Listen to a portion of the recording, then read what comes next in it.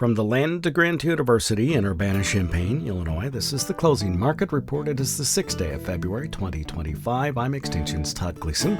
Coming up, we'll talk about the commodity markets with Matt Bennett at agmarket.net. Gary Schnitke will take up the ARC PLC decision that farmers must make by the month of March. And we'll hear from Mike Tannura, too, from T-Storm Weather about the global growing region's weather forecast for the United States and South America, all on this Thursday edition of the Closing Market Report from Illinois Public Media. It is public radio for the farming world, where today at willag.org you can sign up for the All-Day Ag Outlook. It's to be held Tuesday, the 4th day of March at the Beef House in Covington, Indiana. Todd Gleason's services are made available to WILL by University of Illinois Extension. March corn for the day settled at $4.95 1/4, 2 higher. December at $4.69 3/4, up a penny and a quarter.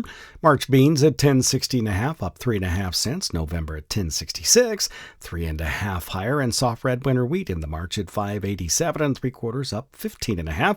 The hard red March at $6.07 1/2, also 15 3/4 higher. Matt Bennett from agmarket.net now joins us to take a look at what's been happening in the marketplace. Hi, Matt. Thanks for being with us. Have you recovered from your big Nashville event? Yeah, we had a pretty darn good event. It was just solid all the way around. A lot of good presentations, and it was better than what we've ever had. And so now we've got to try to figure out a way to make it better next year. So. Those are always really great to do, but they make the following year tough. They really do. What did you learn that was different than you didn't really understand or know about or think about prior to the time you were there? I think one of the things that jumped out at me as far as something that we really learned, we had a guy from Brazil there talking about irrigation and, just how it might impact total production. And so this guy said that based on their analysis, I don't know that everyone listening knows this, but, the corn yield in Brazil is typically, like in that 90 bushel range. And so they feel like with the amount of water they have available, and with the extra production they have available, that they could raise that yield from 90 to 150. And I don't know that everyone wanted to hear that, but by all means we need to hear stuff like that. So there's certainly the chance that they're going to gobble up even more production than what we have seen here already. I mean, if you look, I've been presenting on this for a while, and if you look, since 2015, actually, their production has gone up about 83% for corn, whereas for the U.S., it's gone up about 9%. So we've got some very stiff competition. But, we had guys like Dan Bozzi and Eric Snodgrass and, Eric Norland from the CME group. He's their chief economist. And it was just pretty fascinating. Yeah, interesting to listen to. I know in the United States, you would not think that year in and year out that the state of Washington would have the highest corn yields in the nation, but they do. It's only on 100,000 acres, roughly speaking, but it is all irrigated. Now, that's vastly different than what you're talking about in Brazil, particularly. For this week, for farmers, is on the week's trade, because we are now above the 200-day average, which has been a benchmark for you. That should open some upside. However, the long-term downtrend, now we're bumping up against, I suppose, and we're kind of in this triangle working our way forward. Which way will the thing break, do you suppose? I think what's really interesting, Todd, about both corn and beans, last week, we rallied in the face of the I guess the talk of tariffs. I mean, you sit here and the funds seem like they really want to buy commodities. It's more of an inflationary type move than what we've seen over the last couple of years. And then, of course, Sunday night, everyone was in full on panic mode. And I get it. I understand it. But one thing that we can learn here, of course, is that, the threat of tariffs, I think I've told you this more than once, the threat of tariffs and the implementation, of course, are two completely different things.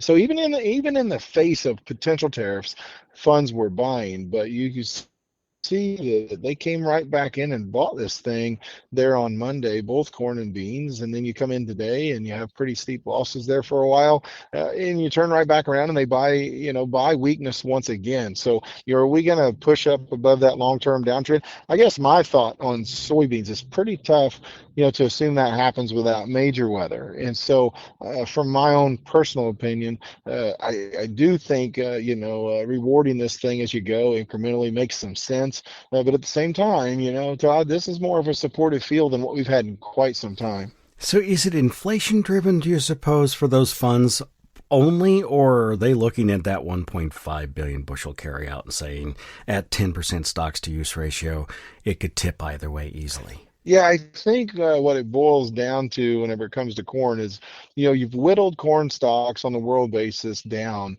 each year for the last several years. You look at stocks and stocks to use ratio.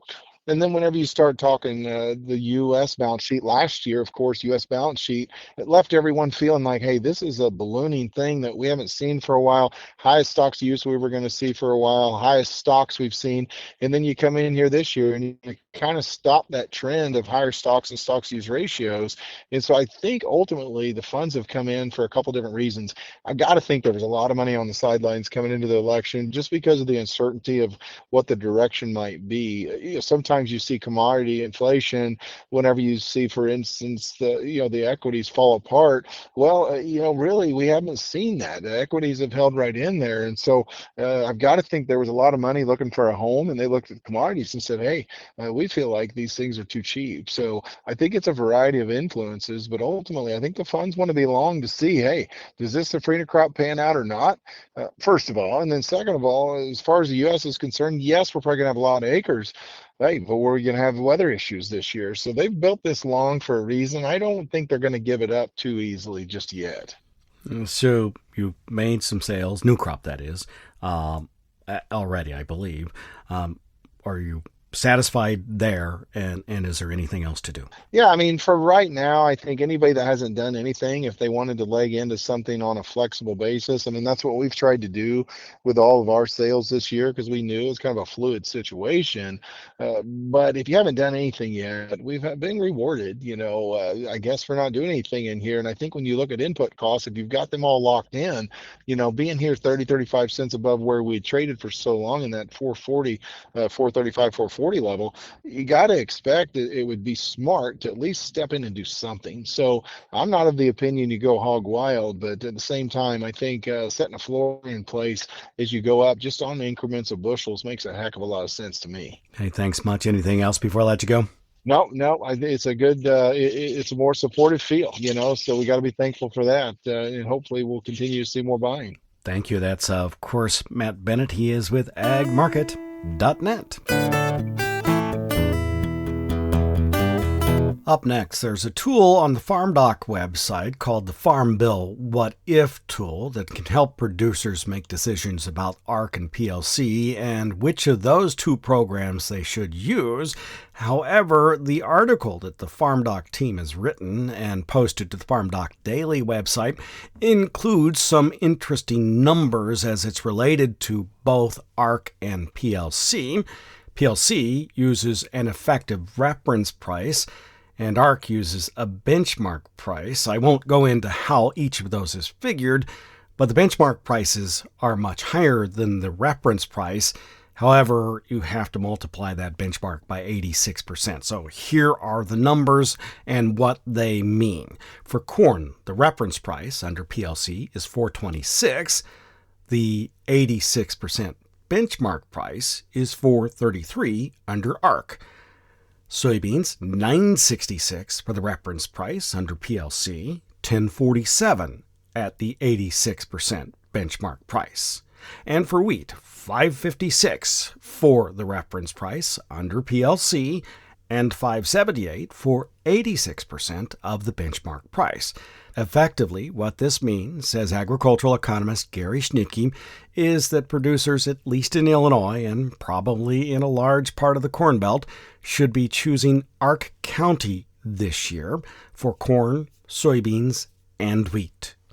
So for all three of those commodities, corn, soybeans, and wheat, our county likely has a higher chance of payment and larger payments than PLC. The one caveat to that all, though, is if we have very low prices or market year average prices much below the effective reference price, PLC will pay more than Ark County because it doesn't have that 10% cap, which Ark County does. That's Gary Schnicke, agricultural economist at the University of Illinois. He, Nick Paulson, and Ryan Batts have authored an article called Farm Bill What If Tool that includes all the numbers that you just heard as it's related to the ARC PLC decision, the reference and benchmark prices. You can see them on the FarmDoc Daily website at farmdoc.illinois.edu. Look for the article titled The 2025 Farm Bill What If Tool. The ARC PLC decisions are due in the month of March. Gary did make note in the 5-minute FarmDoc video from which this particular set of audio from him was pulled that there is a very strong preference for ARC County for soybean this year. If you'd like to learn more from Gary, you can watch that FarmDoc video as well on the YouTube channel. Or you could just come see him in person at the AllDayAgOutlook at the Beef House on Tuesday, March the 4th, and learn what he has to say about crop insurance decisions, too. That'll be just perfect timing for those crop insurance decisions. We hope to see you there. The cost is just $40. Gary will be there. Nick will be there. Scott Irwin will be there. Bruce Sherrick will be there, Jonathan Koppas will be there, and so many more, not only from the FarmDoc team, but from the Will Ag gaggle of analysts that you listen to each and every day here on WILL and Illinois Public Media. We hope to have you there as well. That's at the Beef House, Tuesday, March the 4th. In Covington, Indiana. It's a great day. Starts with a Beef House roll and coffee. You have your lunch during the noon hour from the Beef House, and all day long, the FarmDoc team, the Will Ag analyst, and so very much more. I hope you can join us, but you need to register today. You can do that at willag.org.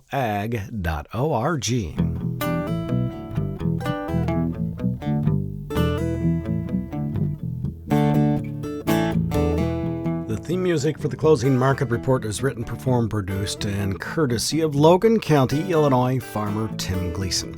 Now up next, Craig Lemoyne, ag-economist here on the Urbana-Champaign campus of the U of I, breaks down the complex world of tariffs into some easy-to-understand concepts using real-world examples from lumber imports to textile manufacturing.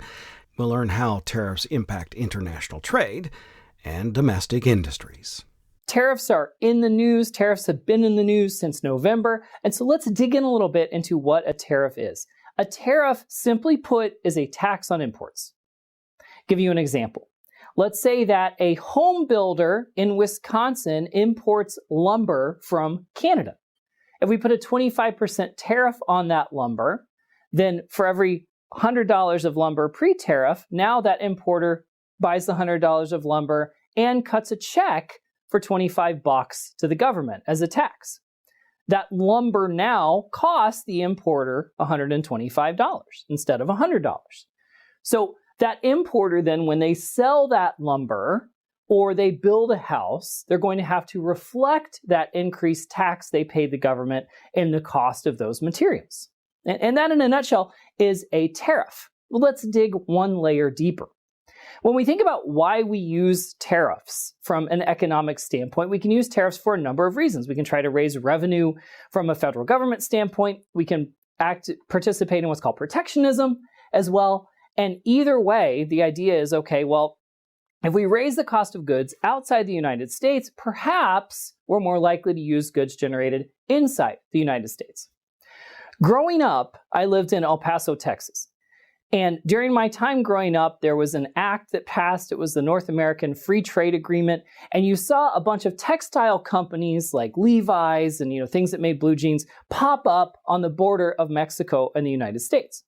The idea being that you would have American and Mexican management, and you would have typically employees from Juarez, and they would make the textiles, and textiles would then ship to the United States. So it was a way that we could make textiles without paying United States labor costs, which typically are more expensive than labor cost in Juarez, Mexico would be. So the idea of a tariff then kind of flies in the face of that free trade, okay? And what we're looking at with this world of tariffs today is that we're kind of tariffing by country and not necessarily by industry. When there's some industries, the United States does a very good job, and maybe we have a domestic interest in that industry continuing, such as making cars in the United States, right? Our ability to produce cars is the same as our ability to produce and weaponize those kind of things if we ever needed to. And so, yeah, you can make the argument that we need a strong, healthy car industry in the United States. So maybe if we put tariffs on automobiles or automobile parts, we would then see perhaps more people buying US cars because they would be priced more affordably or cheaper than international alternatives. You could make an argument that perhaps if you're a big believer in bourbon, right, we put a big tax on tequila. Tequila is generally grown in Mexico and south of there. And so we would grow and make tequila in Mexico, what used to be $100 a bottle. Now we'd have $100 a bottle plus that tariff tax put on it.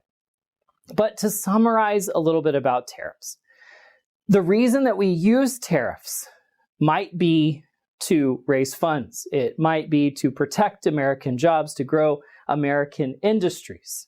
And we can look at that from the slant that, okay, maybe perhaps that'll work. The danger of tariffs is that there are local economies and synergy economies and a real global economy that when we start to introduce tariffs becomes significantly less efficient and has different middlemen and different costs and fees and structures that weren't there in the past. So I wanted to share a little bit about tariffs with you today. I hope you learned a few things. That's Craig Lemoyne, an agricultural economist in the College of Agricultural, Consumer, and Environmental Sciences here on the Urbana-Champaign campus of the University of Illinois.